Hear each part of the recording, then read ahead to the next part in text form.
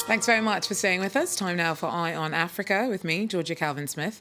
Tonight, as Nigeria's president extends his stay away in the UK for medical treatment, his absence feeds into growing discontent at home about social inequality and a deepening economic crisis. Also, having a period can be a pain, but more so for some than others.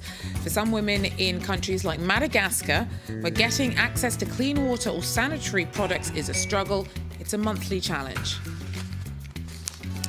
And we hear from the World Health Organization about cancer treatment on the continent.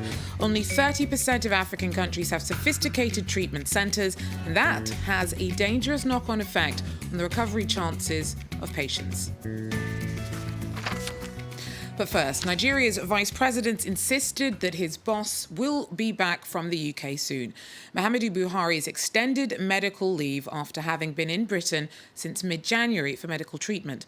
There's been speculation at home about his health. It's not clear how much longer the 74-year-old will be out of the country, but his absence has attracted criticism from those who say he should have been treated in Nigeria. The secrecy surrounding his condition has also fed into discontent about his leadership and the country's economic crisis. Nicolas Chamel tells us more. Protests are quite rare in Nigeria, and the police had said it could not guarantee the safety of marchers. Despite this, several hundred Nigerians took to the streets of Lagos. The country is facing its first recession in 25 years. Inflation is more than 20%. Nigeria's economy has suffered badly from the fall in oil prices and a devalued naira because of massive foreign currency shortages. We are tired. The people are suffering. Things in the market are too expensive right now. And corruption is killing the nation. And we are saying that enough is enough. Cost of living is going up. It's skyrocketing. People cannot afford even a square meal as we speak. And we have a ruling class that are paying themselves jumbo allowances, jumbo salaries, running to millions of naira on a monthly basis. Protesters pointed out President Muhammadu Buhari's prolonged absence abroad for medical tests. Nigerians are frustrated and tired with this absentee government, and they have decided that they'll put their feet on the ground and protest against the government. It's not the first time Nigeria has had a president who's spent time in hospitals abroad. In 2010, then President Yar'Adua, a Muslim like Buhari, died in office after a long illness. He was replaced by his Christian vice president, Goodluck Jonathan. Buhari's deputy, Yemi Osinbajo, is also a Christian. Buhari has been president since 2015.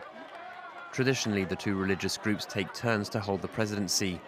In 2010, some Muslims felt it was unfair that Yar'Adua was replaced by a Christian. They now feel there's a risk of a repeat of the same scenario. Look now at some news in brief. In a bid to combat armed extremism, 5 Sahel countries plan on setting up a new counter-terrorism force in the region. Burkina Faso, Chad, Mali, Mauritania and Niger, known as the Sahel G5, held a security meeting in the Malian city of Gao, where last month around 80 people were killed in a suicide bombing claimed by jihadists. The G5 group plans on asking UN Security Council approval before forming the force. Morocco's threatened to end economic cooperation with the European Union if the bloc doesn't honour a farming deal. It comes weeks after an EU court ruled that trade accords with Rabat don't apply to the disputed Western Sahara region. The decision was claimed as a victory by the Polisario Front at the time. It's battling for independence for Western Sahara, which Morocco claims as its own. At the time, Rabat had said that the ruling wouldn't impact current trade deals. And Joos van der Huizen, who rose to fame as South Africa's scrum half at the 1995 Rugby World Cup, died on Monday, aged 45. Hailed as one of his nation's greatest sportsmen, he passed away after a long battle with motor neuron disease. He played 89 tests between 1993 and 2003, scoring 38 test tries for the Springboks in what was a record at the time. He also captained the team to the bronze medal at the 1999 World Cup. Well, now, worldwide, cancer is the second biggest cause of death after cardiovascular diseases. Standing at almost 9 million people in 2015, The global cancer mortality rate was up substantially from 2010. Early diagnosis can make all the difference, but the percentage of patients in Africa who have access to effective treatment is far smaller than in Europe, meaning that there's a greater chance that a cancer diagnosis will be fatal. Well, Dr. Etienne Krug from the World Health Organization joins us now with more. Dr. Krug, thanks for speaking to us. Now, what are the challenges faced in dealing with cancer in less developed countries? There are many challenges, of course. First of all, there is less info about cancer in those countries, but also there's more difficult access to quality health services and to medicines. So in terms of communicating what should be done, options available to patients, bearing in mind that less developed countries seem to have larger rural communities, how do you overcome that? How do you get the message out to people what they should do if they start suspecting something's wrong? Well, prevention, first of all, is the most important. So we want to reduce tobacco smoking, excessive alcohol consumption, unhealthy diet, lack of physical activity, etc. But then, yes, too many cancers arrive still way too late in the health system. So we need to spread the word about specific challenges related to the lack of access to diagnosis and medicines. We need to make sure that people are aware of those symptoms and get on time to the hospital. And are African health systems up to the task? There are great improvements. Of course, there's still a lot of work to improve the health systems in Africa, but there is more collaboration, there is more exchange of information, and certainly a realization that the number of cancer cases is going up. We have a 42% increase in the number of cancer deaths in Africa in the last 15 years. And African communities themselves, are they responding well and working with medical professionals who are reaching out, trying to raise awareness? Yes, the World Health Organization Office for Africa, but also the IAEA and a number of players are working with governments. More and more exchange of information is happening and the health systems are getting improved. But we need strong political commitment and realization that business as usual will not work. We need big efforts in terms of spreading the word and taking action. Thanks very much, Dr. Etienne Krug there from the World Health Organization. Thank you. Well, having a period can be a pain, but more for some than others. For women in countries like Madagascar, where getting access to clean water or sanitary products is a struggle, it's a monthly challenge that can be expensive, embarrassing and isolating. Our correspondent sent us this report. Every month it's the same headache.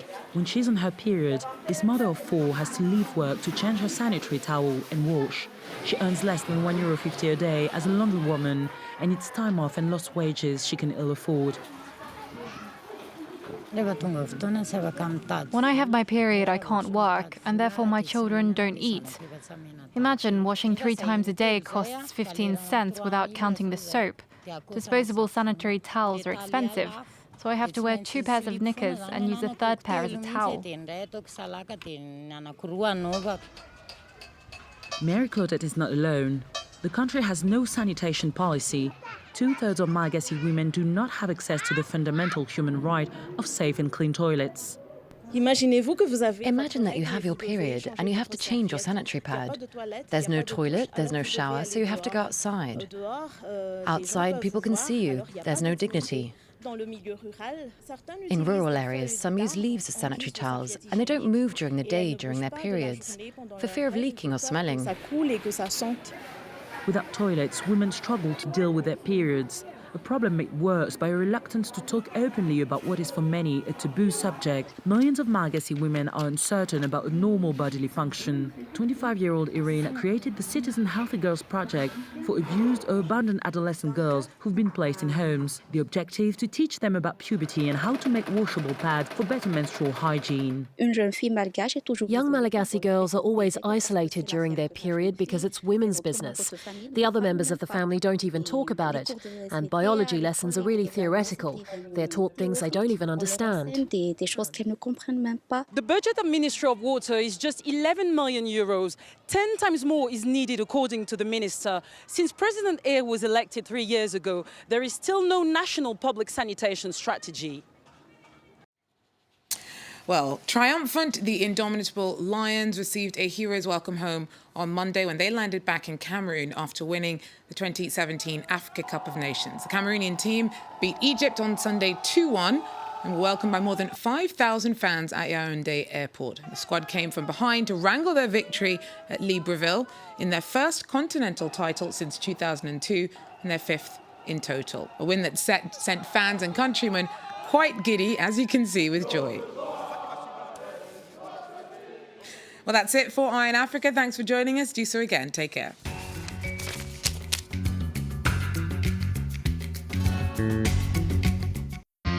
We have a new initiative at The Observers. The Observers Take Action. Ordinary people around the world who have concrete ideas and projects to make their part of the world a better place.